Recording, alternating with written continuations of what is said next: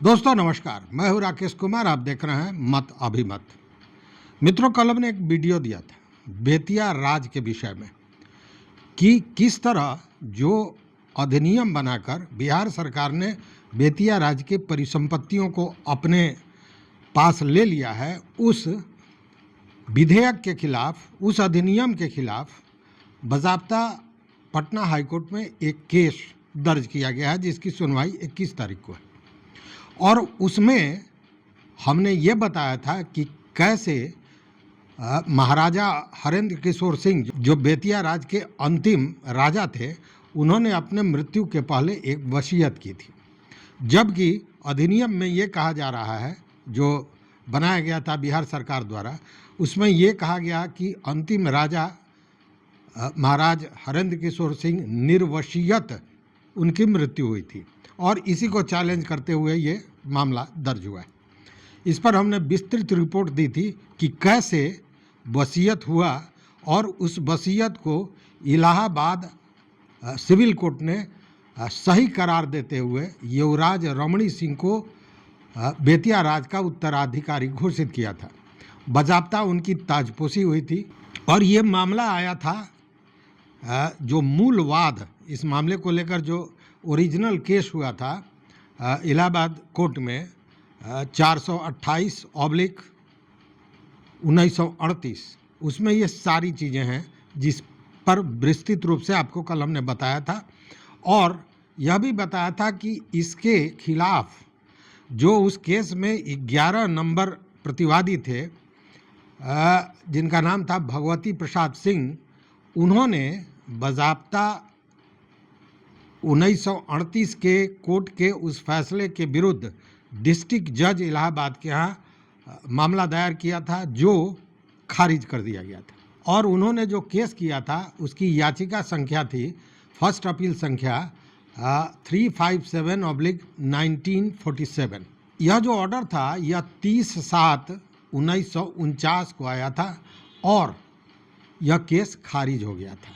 अब आगे की कहानी कि कहाँ कहाँ कैसे कैसे वो घटनाक्रम होता है जिसमें बेतिया राज के उत्तराधिकारी के रूप में महाराज रमणी सिंह को कोर्ट ने माना है, स्थापित किया है।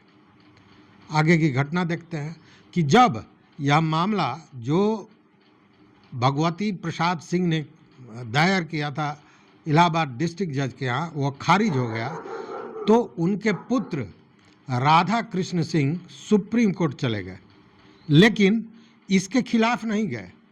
सुप्रीम कोर्ट में उन्होंने जो केस किया था, उस केस में इलाहाबाद हाई कोर्ट में जो मामला खारिज हो गया था, उस बात को छिपा लिया गया था। वो दावा ये कर रहे थे कि वो जो रानी जानकी कुंवर थी, उनके संबंधी हैं, निकट संबंधी हैं, इसलिए संपत्ति के हकदार हैं, उन्हें संपत्ति मिलनी चाहिए। सबसे महत्वपूर्ण बात यह है कि सिविल कोर्ट में बिहार सरकार, यूपी सरकार, बेतिया राज प्रबंधन, ये सारे लोग पार्टी थे। इस बात को भी सुप्रीम कोर्ट में छिपा लिया गया था, सामने नहीं रखा था। तो इस मामले में जब सुप्रीम कोर्ट ने फैसला दिया, वह भी फैसला मील का पत्थर था। चूँकि सुप्रीम कोर्ट ने कहा कि पहले इस चीट कराइए, मतलब कि कोई भी वारिस नहीं है, इस बात को बिहार सरकार, यूपी सरकार स्पष्ट करे कि कोई भी वारिस नहीं है। और यह वारिस केवल इंडिया में, केवल भारत में ही नहीं, पूरे विश्व में नहीं है, पूरी दुनिया में नहीं है। इसके लिए उनको नोटिस करने को कहा गया था। मतलब बिहार सरकार जो अगर उस संपत्ति को सरकार लेना चाहती है या कोई भी काम दूसरा करना चाहती है जो कोर्ट ऑफ वार्ड्स के अधिकार क्षेत्र के बाहर है, तो उसके लिए उनको स्ट्रीट कराना होगा और कोर्ट से यह स्पष्ट आदेश लेना होगा अपनी बातों को रखते हुए कि अब कोई उत्तराधिकारी नहीं है। और इसके लिए कहा कि केवल भारत ही नहीं, पूरी दुनिया में। तो इसके लिए भारत सहित हर जगह उनको नोटिस देना था कि अगर कोई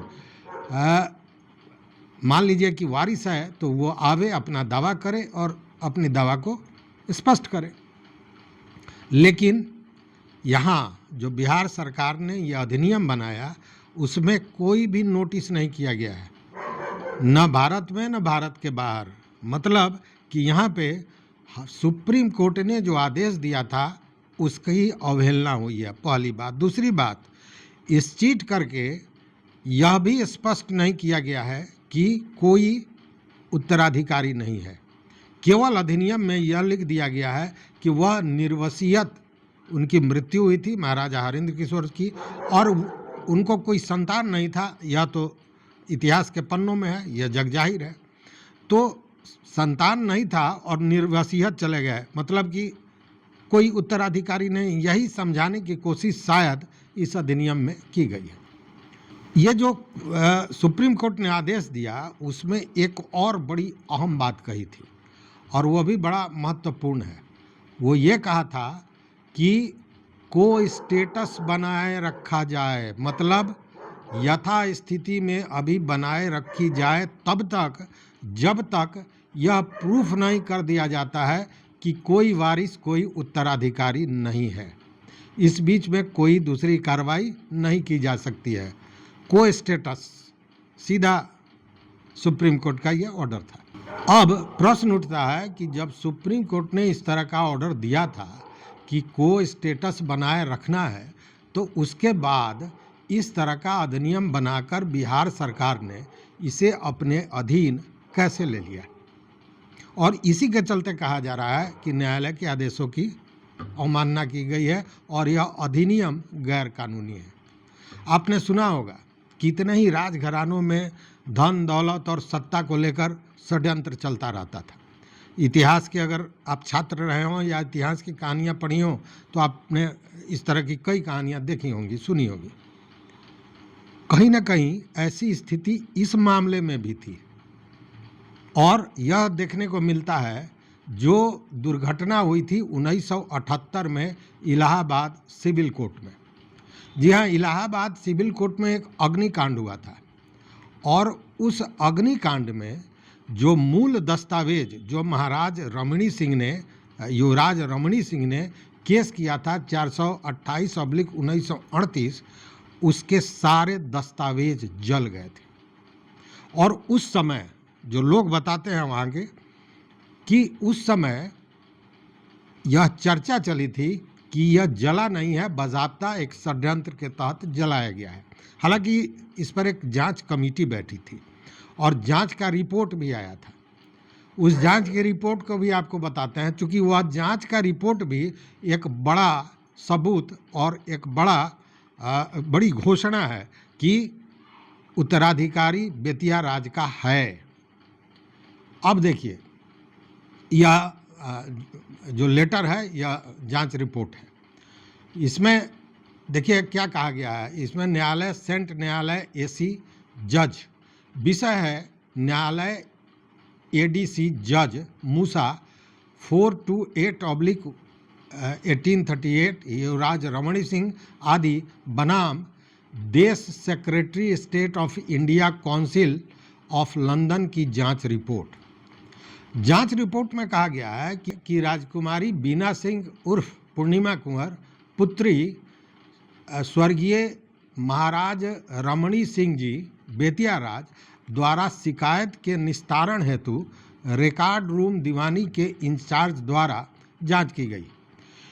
इसमें की शिकायतकर्ती बेतिया राज्य के स्वर्गीय महाराजा हरेंद्र सिंह जी की नज़दीकी रिश्तेदार महाराज रमणी सिंह की मृत्यु दिनांक 14/12/1950 को हो जाने के कारण एकमात्र बेतिया राज की संपत्ति की पूर्ण वैध स्वामिनी है, जो कि एडिशनल सिविल जज द्वारा दिनांक 19/3/47 को घोषित किया जा चुका है।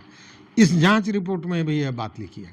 तथा मुकदमा उपरोक्त के प्रतिवादी संख्या 11 भगवती प्रसाद सिंह की सिविल तत्कालीन जिला जज दिनांक 30/7/49 को खारिज कर दी गई है। आगे इसमें लिखा गया है कि तथा भगवती प्रसाद के पुत्र राधा कृष्ण सिंह द्वारा तथा अन्य द्वारा माननीय सर्वोच्च न्यायालय में सिविल अपील संख्या 494, 495, 496 बेतिया राज की संपत्ति के बारे में विचाराधीन है। आगे लिखा गया है कि रिकॉर्ड रूम इंचार्ज द्वारा जांच उपरोक्त संबंधित पत्रावली 1978 के अग्निकांड दुर्घटना में जल चुका है। रजिस्टर नंबर 3 दायर रजिस्टर्ड ही उपलब्ध है, जिसमें कि उपयुक्त मुकदमे का ब्यौरा दर्ज है। मैं रिकॉर्ड रूम इंचार्ज की जांच आज्ञा से संतुष्ट हूं, अतः इस जांच रिपोर्ट को संबंधित रजिस्टर नंबर 3 के साथ संलग्न किया जाए। मतलब कि जो जांच रिपोर्ट अग्निकांड की आई थी उसमें भी इस बात का जिक्र है कि अकेली स्वामिनी राजकुमारी सिंह उर्फ पूर्णिमा कुंवर, जो स्वर्गीय महाराज रमणी सिंह की पुत्री थी, वो हैं, और जो रमणी सिंह महाराज हरेंद्र किशोर सिंह के भाई थे और उन्हें ही बिल डीड उन्होंने किया था। जो याचिका दी गई है उसमें एक और बड़ा महत्वपूर्ण चीज़ है जो पटना में याचिका दायर की है, और उसमें यह कहा गया है कि राजकुमारी वीणा सिंह ही उत्तराधिकारी थी और यह मामला न्यायालय सिविल जज इलाहाबाद के नंबर 206/1969 राजकुमारी वीणा सिंह बनाम श्री बेनी प्रसाद टंडन न्यायालय जिला एवं सेशन जज इलाहाबाद उत्तर प्रदेश में एक मामला दायर किया गया था। तो यह क्या कहानी है, इसको भी पूरी तरह समझने की जरूरत है। देखिए, यह जो बेनी प्रसाद टंडन थे, उनके पास कुछ जेवरात गिरवी रखा गया था जिसको वो बेचना चाहते थे, और इसी को लेकर राजकुमारी वीणा सिंह ने यह मामला दायर किया था। क्योंकि उस समय महाराज रमणी सिंह की मृत्यु हो चुकी थी, और जब उनकी मृत्यु हो गई तो उसके बाद ये जो बेनी प्रसाद टंडन थे वह उस जेवरात को बेच देना चाहते थे, वापस नहीं करना चाहते थे, और इसी को लेकर यह मामला हुआ था। इसका भी फैसला आया था, और उसमें जो जेवरात का लिस्ट है वह करोड़ों का है। यह आदेश भी बड़ा महत्वपूर्ण है।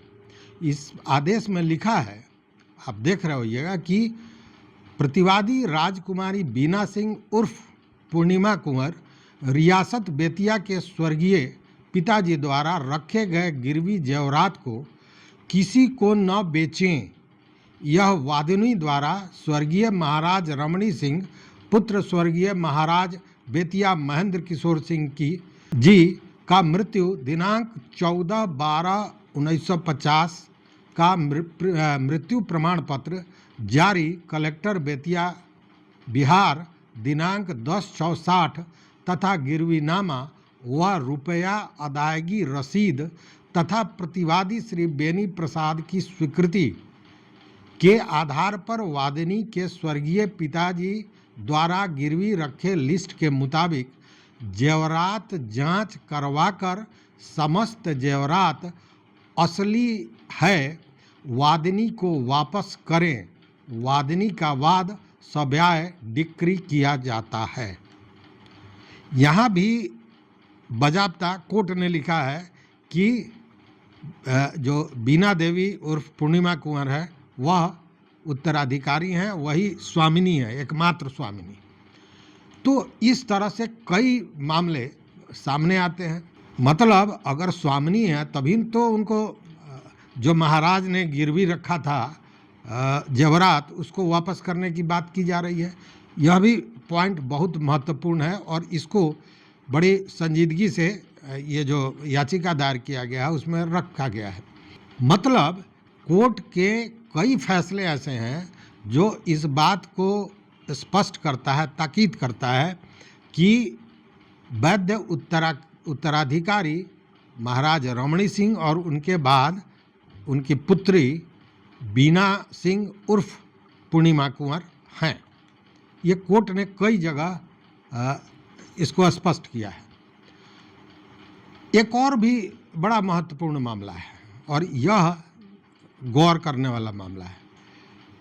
देखिए, अंग्रेज सरकार था और उसी समय कोर्ट ऑफ वार्ड्स बना था, मतलब बेतिया राज को अपने अधीन कर लिया था। और उस समय जो वसीयत के अनुसार जो युवराज थे, युवराज रमणी सिंह, उनका उम्र कम था।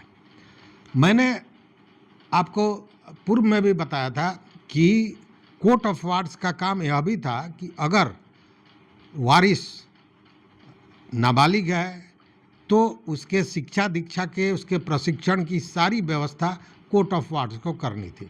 और इसको लेकर कोर्ट ऑफ वार्ड्स द्वारा, मतलब अंग्रेज सरकार द्वारा, उस समय महाराज रमणी सिंह को 1,55,000 का वार्षिक खर्च दिया जाता था। और बाज़ाब्ता कोर्ट ऑफ वार्ड्स के कार्यों में यह शामिल था जो ये किया जा रहा था। इस पर हम जब कोर्ट ऑफ वार्ड्स के काम की बात पहले वीडियो में कर रहे थे तो सारी चीज़ों को हमने बताया था, आपने सुना होगा। और इसका पत्र भी इस याचिका में लगाया गया, मतलब वो जो 1,55,000 रुपया मिलता था उसकी रिसीविंग का पत्र भी इस याचिका में लगाया है। मतलब यह भी इस बात को स्पष्ट करता है कि अगर वह वारिस थे तभी तो अंग्रेज सरकार द्वारा उनको वार्षिक खर्च दिया जा रहा था उनके शिक्षा, रहन सहन, अन्य व्यवस्था के लिए। अब जरा बिहार सरकार की बात करें कि बिहार सरकार के बारे में बार बार कहा जा रहा है कि यह जो अधिनियम है गैर कानूनी है, न्यायालय की आदेशों की अवहेलना की गई है। तो अभी जो हमने पूरी कहानी जो याचिका में कही गई है उसको हमने जो बताया, उससे तो यह स्पष्ट होता है कि वारिस हैं और कानून द्वारा, मतलब न्यायालय द्वारा जो आदेश दिए गए हैं उस आदेशों को कहीं न कहीं दरकिनार किया गया है, उसको नज़रअंदाज किया गया है। अब यहाँ देखिए कि बिहार सरकार पटना के सिविल कोर्ट में भी स्ट्रीट करने गई थी, यह स्पष्ट करने के लिए कि बेतिया राज का कोई वारिस नहीं है। और इसको 31 मार्च 1994 को पटना सिविल कोर्ट ने खारिज कर दिया था, जो जानकारी दी गई है। और इसके बाद बिहार सरकार ने पटना हाई कोर्ट में first appeal number 696/1994 state of Bihar versus court of wards दायर किया था 1994 में, जो आज तक पेंडिंग पड़ा हुआ है। तो मामला यह उठता है कि जब आज तक पेंडिंग है फिर किस आधार पर। देखिए, एक अमूमन सामान्य, मैं जानकार नहीं हूँ, मैं विधि का जानकार नहीं हूँ, लेकिन एक सामान्य परसेप्शन होता है, सब कोई जानते हैं कि अगर कोर्ट में कोई वाद चल रहा है उस बीच में आप कोई फैसला नहीं ले सकते हैं। तो जब ये कोर्ट में मामला चल रहा था तो इस पर अधिनियम बनाकर इसको सरकार ने अपने अधीन कैसे ले लिया, यह एक बड़ा प्रश्न है। इतना ही नहीं, यह जो वादी हैं उन लोगों द्वारा बिहार सरकार को भी आवेदन दिया गया था, मतलब वादी मतलब कुंवर उदय सिंह, जिन्होंने ये याचिका दायर की है। उन्होंने आवेदन दिया था कि हम वारिस हैं तो सारी संपत्ति अब हमको दिया जाए। और जब इस तरह का पत्र, इस तरह का आवेदन दिया गया था तो बाज़ाब्ता कोर्ट ऑफ वार्ड्स द्वारा, मतलब कहें सरकार द्वारा, राजस्व परिषद द्वारा एक इंक्वायरी सेटअप की गई थी, लेकिन आज तक वह इंक्वायरी पूरा नहीं हो सका है। तो जो राजस्व परिषद इंक्वायरी सेटअप करती है किसी चीज़ के सत्यता के लिए, जांच के लिए, वही फिर अधिनियम बनाती है, यह कहाँ का न्याय है, यह कैसे हो सकता है। तो ये सारी चीज़ें हैं और इसको लेकर यह जो याचिका है वो दायर की गई है। अब देखने वाली बात है कि कोर्ट के सामने 21 तारीख को सुनवाई है, इसको लेकर क्या क्या होता है। कहने का मतलब कि कई साक्ष्य इस याचिका में दिया गया है यह स्थापित करने के लिए कि यह अधिनियम सही नहीं माना जाएगा, गैर कानूनी है, इसमें कई जो मुख्य विषय हैं इसको छुपा लिया गया है। चाहे वो 1938 का मूलवाद हो, उसका फैसला हो, या बिहार सरकार, यूपी सरकार, हर जगह इसमें पार्टी रही है। तो फिर जब पार्टी रही है तो उसको सारी चीज़ों की जानकारी है। फिर यह कैसे कहा जा सकता है कि उनको, बिहार सरकार को इस चीज़ की जानकारी नहीं थी कि इस तरह का वसीयत है और तमाम जो प्रक्रिया है, चूँकि हर जगह पार्टी रही है। और अब एक और बात बता दें, जब वादी द्वारा 2098 में बिहार गवर्नमेंट के पास यह कहा गया कि और आवेदन दिया गया कि हम वारिस हैं, कोर्ट द्वारा वैध करार दिया गया है, हमको संपत्ति वापस किया जाए, वहाँ पे बिहार सरकार ने क्या कहा था? जैसी जानकारी मिली कि उन्होंने कहा कि 58 साल से कहा थे। अब ये बड़ा हास्यास्पद लगता है इस बात को लेकर कि जब जब जो कार्रवाइयाँ हुई हैं कोर्ट में, या जितना भी वादी द्वारा, कई लोगों द्वारा, केवल एक ही बात मैं नहीं कर रहा हूँ, एक तो ये कुंवर उदय सिंह तो हैं ही, उसके अलावा भी कई लोग जो दावेदार थे, इन लोग द्वारा लगातार जब भी कोई मामला आया है तो उसमें यूपी सरकार, बिहार सरकार पार्टी रही है। तो जब पार्टी रही है, और आप जानते हैं कि सारे दस्तावेज, अगर आप किसी पर केस करते हैं तो आपको अपने दस्तावेजों को भी विपक्षी को देना पड़ता है, ताकि उस हिसाब से वह अपना तर्क तैयार करे, उसे क्या कहना है उसका जवाब तैयार करे। तो फिर जब इस तरह की बात है तो फिर ये कैसे बिहार सरकार कह सकती है कि 58 साल से कहा है? लेकिन हम बताएंगे कि 58 साल में क्या क्या कार्रवाइयाँ हुई, उस पर पूरा फिर विस्तृत बताएंगे। क्योंकि देखिए मित्रों, यह इतना बताने के पीछे एकमात्र मकसद है, मकसद ये है कि इससे बेतिया राज के उत्तराधिकारी कितने प्रभावित हो रहे हैं, बिहार सरकार क्या हो रहा है, यूपी सरकार क्या हो रहा है, इससे बहुत लेना देना नहीं है। लेना देना इस बात से है कि यह मामला, यह विवाद बिहार के लाखों लोगों को प्रभावित करेगा, जो बिहार ही नहीं, बिहार और यूपी के लाखों लोगों को प्रभावित करेगा जो किसी भी तरह से बेतिया राज की संपत्ति से जुड़े हुए हैं। इसलिए यह बड़ा महत्वपूर्ण है कि सारी चीज़ों को, देखिए यह जो याचिका दिया गया है इसमें सारे पेपर्स हैं, तो इन चीज़ों को जानना चाहिए, समझना चाहिए। हालांकि फैसला कोर्ट को करना है। अब देखते हैं कि 21 तारीख को जो सुनवाई होती है उसमें कोर्ट का क्या आदेश आता है, सुनवाई पूरी होती है, नहीं होती है, क्या होती है, ये तो समय के गर्त में है। लेकिन इन सारे चीज़ों पर आप अपना विचार जरूर दीजिएगा, क्योंकि आपका विचार बहुत महत्वपूर्ण है। के पाठक चले गए हैं, वह एक नया ट्विस्ट आ गया इस पूरे खेल में। चूँकि अधिनियम बना कर तो आपने ले लिया, लेकिन अब जो अतिक्रमण हटाने की बात है वो कैसे होगा, क्योंकि वह के पाठक ही कर सकते थे, और इसीलिए जानबूझकर के पाठक को वहाँ राजस्व परिषद में लाया भी गया था। मैं शुरू से इस बात को कह रहा हूँ। तो अब क्या होगा, यह भी एक बड़ा प्रश्न है। तो इन सारे चीज़ों को फिर खंगालेंगे कि 58 बरस में क्या क्या घटनाएं हुई, मतलब सरकार द्वारा कहाँ कहाँ इसको लेकर केस किया गया था, कहाँ कहाँ मामले दायर किए गए थे और उसमें क्या हुआ था। अन्य भी कई मामले हैं। ऐसे आपको बता दें कि ये एक अकेला केस नहीं है, पटना हाई कोर्ट में इसके अलावा भी और याचिका दायर हुई है, उसकी भी बात करेंगे। तो यहाँ तक साथ देने के लिए बहुत बहुत धन्यवाद। मित्रों, चैनल पर नए हो सब्सक्राइब कीजिए, लाइक कीजिए, दोस्तों के साथ शेयर कीजिए और अपना विचार जो बड़ा महत्वपूर्ण है जरूर दीजिए। देखते रहिए मत अभिमत। बहुत बहुत धन्यवाद, कोटिशः आभार।